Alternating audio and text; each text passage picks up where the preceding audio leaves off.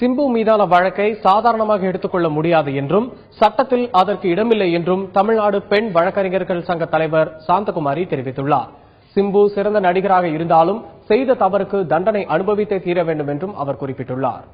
ஒருவர் அழுதாங்க அப்படிங்கிறதுக்காக குற்றம் செய்தவரை தப்பிக்கிறதுக்கு வழக்குல எந்த வழியும் கிடையாது.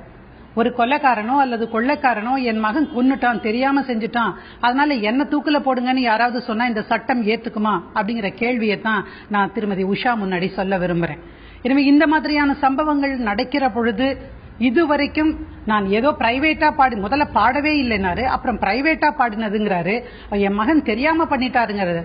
தமிழக மக்களிடம் இதுவரைக்கும் சிம்பு நான் செஞ்சது தப்பு தான், நீங்க இதை மன்னிச்சிருங்க அப்படின்னு கூட கேட்பதற்கான ஒரு தார்மீக மனோதைரியம் இல்லாதவராக இருக்கிறார் அப்படிங்கறத நான் இந்த விஷயத்துல பார்க்கிறேன். இந்த கண்ணீருக்காக எல்லாம் யாருமே கவலைப்பட்டுட முடியாது. ஏன்னா அவங்க மன உளைச்சல்னு சொல்றாரு. எங்க குடும்பமே மன உளைச்சல் இருக்குது. உண்மைதான், ஒரு தாய்ங்கிற நிலையிலிருந்து பார்க்கிற போது அவங்க மன உளைச்சல்ல இருந்திருக்க கூடும். ஆனாலும் இந்த நாட்டில் இருக்கக்கூடிய அத்தனை தாய்மார்களுடைய மன உளைச்சலை தூண்டிவிடுகிற செயல்ல தன்னுடைய மகன் செய்திருக்கிறார் என்பதை ஒரு கணம் அவர்கள் சிந்தித்து பார்க்க வேண்டும்.